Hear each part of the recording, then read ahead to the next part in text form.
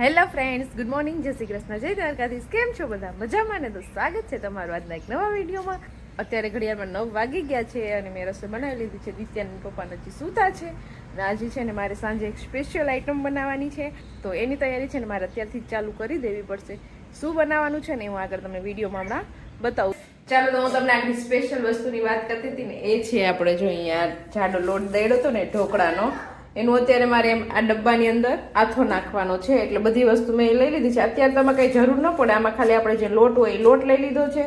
પછી એમાં મીઠું અને હળદર નાખવા માટે મસાલો લઈ લીધા છે અને અહીંયા ખાટી છાશ લઈ લીધી છે. એમાં છાશથી આથો નાખીને એટલે બહુ મસ્ત બને. અને આપણે સાંજે બનાવવાના છે ને એટલે એને સવારમાં આથો નાખીને તડકે મૂકવો પડે એટલે સાંજે સરસ મજાના ઢોકળા બને.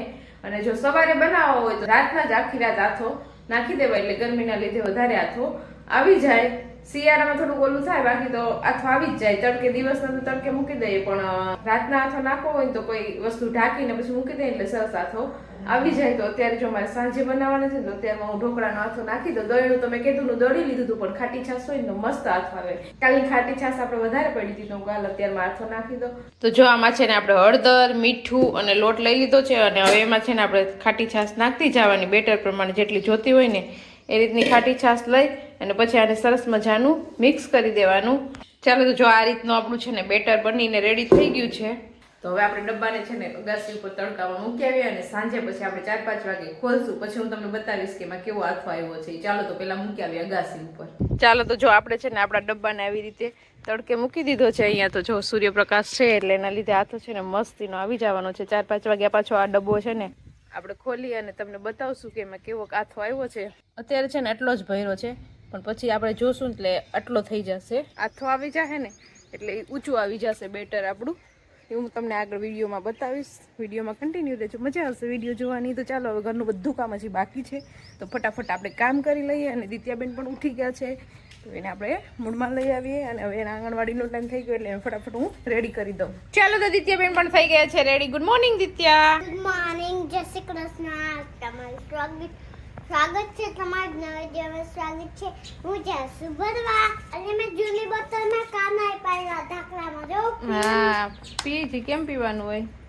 દિત્યાએ જો બોટલમાં કાણું પાડીને એટલે ઢાંકણું ન ખોલવું પડે અને પાણી પણ પીવાઈ જાય. તો ચાલો, ટાઈમ થઈ ગયો છે દિત્યાબેનનો, તો પેલા ફટાફટ આંગણવાડીએ મૂકી આવું ને પછી આગળનું બધું કામ બાકી છે. હજી કપડાં, કચરા, પોતા બધું બાકી છે. તો આવીને પછી આપણે કામ કરશું. ચાલો, તો અત્યારે ઘડિયાળમાં 4:30 જેવો ટાઈમ થઈ ગયો છે અને દિત્યાબેન તો ઘરમાં દેખાતા નથી. તો નરેશને મેં પૂછ્યું તો કે હું તો હમણાં વાડી આવીને મૂકી એવું બધાને, એટલે ઘરમાં તો શાંતિ છે. દિત્યા હોય તો ધબધબાટીવાળું વાતાવરણ હોય એટલે દિત્યાબેન વયા ગયા છે આજે વાડી. અને બપોર વચ્ચે મેં એને 1 વાગ્યાની સુવડાવવાની ટ્રાય કરતી હતી, 2:30 વાગ્યા સુધી હિંચકાવી પણ સૂતી જ નહીં. આજે વહેલી ઉઠી હતી તો પણ બપોરે ન સૂતી. હવે આજે સાંજે જોઈએ કે વહેલી સૂવે કે મોડી. કદાચ તો વહેલી સૂઈ જશે, ખેતરમાં રખડીને થાકી જશે. તો ચાલો, આપણે આજે સવારના ઢોકળાની તૈયારી કરતા હતા તો હવે આથો આપણે અગાસી ઉપર મૂકી આવ્યા હતા સવારમાં. તો જોઈ આવીએ કે આથો બરાબર આવી ગયો છે કે નહીં. કદાચ આજે તડકો હતો એટલે મસ્ત મજાનો આથો તો આવી જ ગયો હશે. તો તમને પણ બતાવું કે કેવો આથો આવ્યો છે. ચાલો, પહેલાં આપણે જઈએ અગાસી ઉપર. અને રોંઢાનું બધું કામ આપણે થઈ ગયું છે એટલે હવે આપણે છે ને ઢોકળાની તૈયારી કરવાની છે. આથો આવી જાય એટલે પછી બધા મસાલા કરી અને આપણે મૂકી દઈએ સ્ટીમ ઢોકળા બનાવવા માટે. ચાલો, તો હું આવી ગઈ છું અગાસી ઉપર અને જો અહીંયા આપણો ડબ્બો જે મૂકીને ગયા હતા એમનેમ છે. હવે ખોલીને જોઈ લઈએ કે એમાં બરાબર આથો આવ્યો છે કે નહીં એમ. વાવ, જોઈ લો, તમે જોઈ શકો છો કેટલો મસ્ત આથો આવી ગયો છે. આપણે છે ને ડબ્બો બતાવ્યો હતો ને ત્યારે આટલો ભરેલો હતો અને અત્યારે જો અડધા જેટલો ભરાઈ ગયો છે. તમને વિડીયોમાં તો કદાચ એટલું નહીં દેખાય, પણ રિયલમાં જોઈને તો અડધો ડબ્બો આપણો ભરાઈ ગયો છે. એટલે આપણો મસ્ત મજાનો આથો આવી ગયો છે. હવે આપણે નીચે જઈ અને ઢોકળા બનાવવાની તૈયારી ચાલુ કરી દઈએ.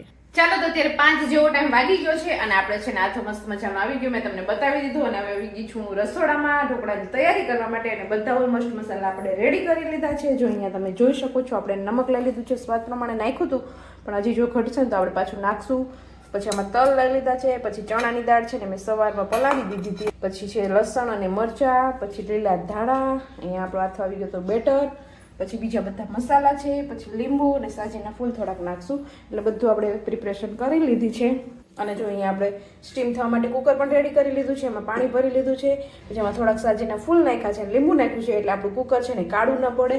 આ બધી રસોઈની ટ્રીક છે. એટલે કુકર છે ને આપણે આમ સ્ટીમ થાય ને તો કાળું ન થાય, લીંબુ નાખી દઈએ ને એટલે.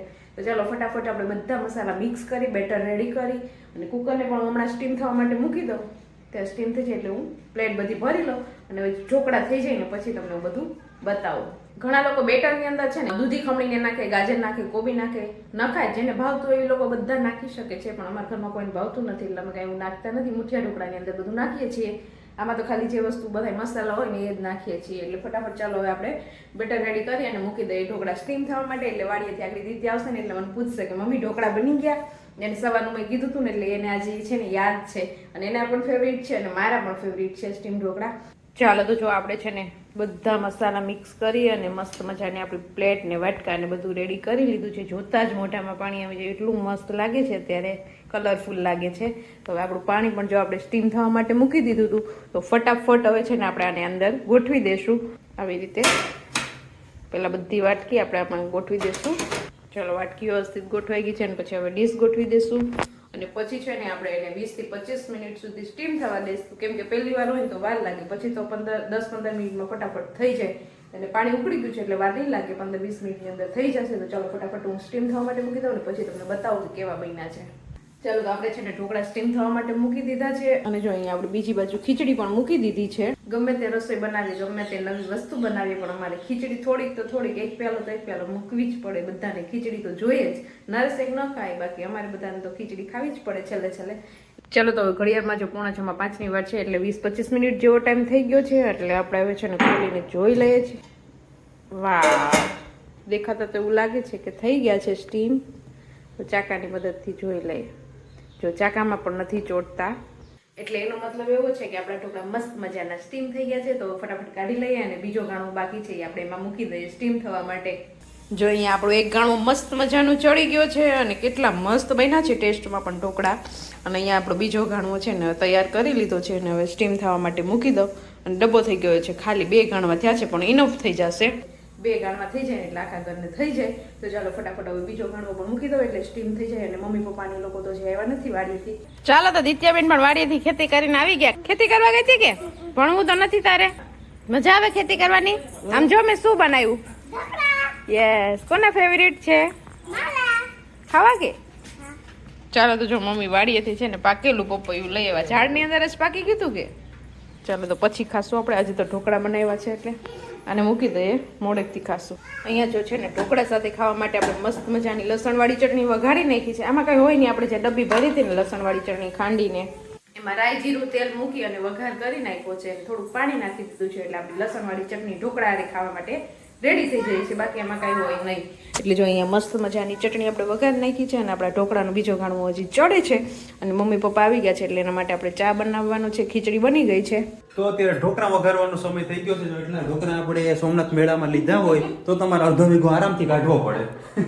બરોબર ને? સાચી વાત છે. 40 રૂપિયાની ડીશ આવતી, એમાં 4 આવતા.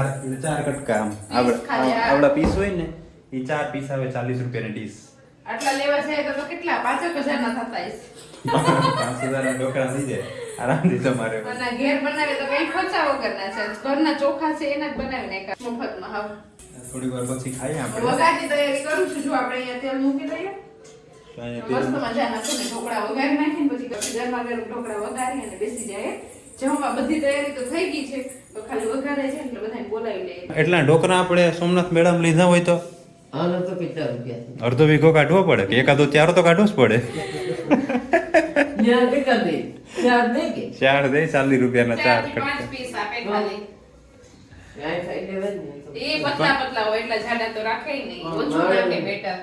પણ એવું ખાલી સોમનાથ મેળા એકમાં નહીં, કોઈ પણ મેળામાં જાઓ, મેળામાં ત્યાં બધું કે મોંઘું જ હોય છે. કેમ કે ત્યાં આવીને બીજી વાર કસ્ટમર તો આવવાનું હોય, એક જ વાર આવવાના હોય એટલા માટે. એ જ વસ્તુ તમે લોકલ દુકાને જાઓ, ત્યાં દરરોજ વેચતા હોય, ત્યાં જાવ ને તો ત્યાં વધુ મળે ને ત્યાં ક્વોલિટી પણ સારી હોય છે.